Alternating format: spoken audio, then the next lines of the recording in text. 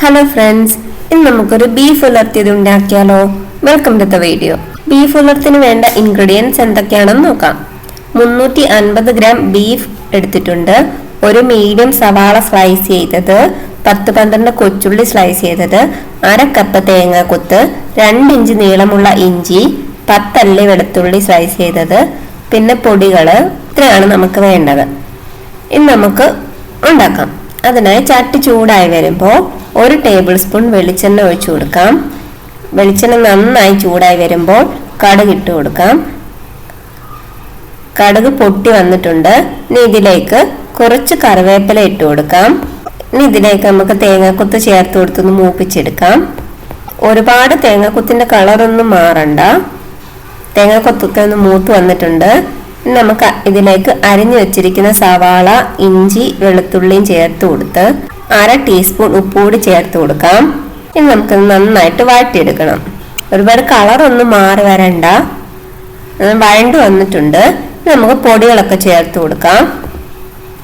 1 teaspoon മുളക് പൊടി, 1 teaspoon മല്ലിപ്പൊടി, 1/4 ടീസ്പൂൺ മഞ്ഞൾപ്പൊടി, 1 ടീസ്പൂൺ മീറ്റ് മസാല കൂടി ചേർത്ത് കൊടുത്ത് നമുക്ക് പച്ചമണം ഒന്ന് മാറ്റിയെടുക്കാം.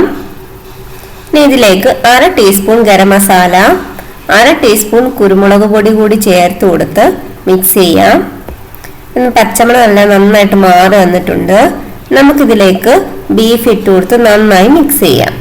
ഇനി ഇതിലേക്ക് 1/2 കപ്പ് ചൂടുവെള്ളം കൂടി ഒഴിച്ചു കൊടുക്കാം.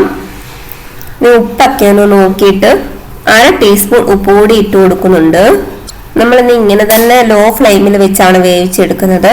കുക്കറിലേക്ക് മാറ്റണമെങ്കിൽ ഇങ്ങനെ തന്നെ ഇതെടുത്ത് കുക്കറിലേക്ക് മാറ്റിയിട്ട് ഒരു 6-7 വിസിൽ അടുപ്പിച്ചാൽ മതിയാകും. നമ്മൾ ലോ ഫ്ലെയിമിൽ വെച്ച് അടച്ചു വെച്ചാണ് വേവിച്ചെടുക്കുന്നത്. ഇടയ്ക്കിടയ്ക്കൊന്ന് ഇളക്കി കൊടുക്കണം. ബീഫ് നന്നായിട്ട് വെന്തിട്ടുണ്ട്. ഇനി നമുക്ക് വെള്ളം വറ്റിച്ച് നമുക്ക് നന്നായിട്ട് ഉലർത്തിയെടുക്കണം. നമ്മുടെ ബീഫിന്റെ വെള്ളമൊക്കെ വറ്റി കളറൊക്കെ മാറി തുടങ്ങി വന്നിട്ടുണ്ട്. നമ്മൾ ഇടയ്ക്കിടയ്ക്ക് ഇളക്കി കൊടുക്കണം, ഇല്ലെങ്കിൽ അടി പിടിക്കും. നമ്മൾ ഇതിലേക്ക് പ്രത്യേകിച്ച് ഇനിയും എണ്ണയൊന്നും ചേർത്ത് കൊടുക്കുന്നില്ല. നമ്മൾ ഇളക്കി വെള്ളം വറ്റിച്ച് ഉലർത്തിയെടുക്കാം. ബീഫൊക്കെ നന്നായിട്ട് ഉലർന്നു വന്നിട്ടുണ്ട്. നമ്മൾ ഇതിലേക്ക് കുറച്ച് കറിവേപ്പില കൂടെ ചേർത്ത് കൊടുത്തിട്ട് നമുക്ക് ഫ്ലെയിം ഓഫ് ചെയ്യാം. നമ്മുടെ ബീഫ് ഉലർത്തിയത് റെഡി ആയിട്ടുണ്ട്. എല്ലാവർക്കും ഇഷ്ടപ്പെട്ടെങ്കിൽ കമന്റ് ചെയ്യണം. മറ്റു റെസിപ്പിയുമായി അടുത്ത വീഡിയോ കാണാം.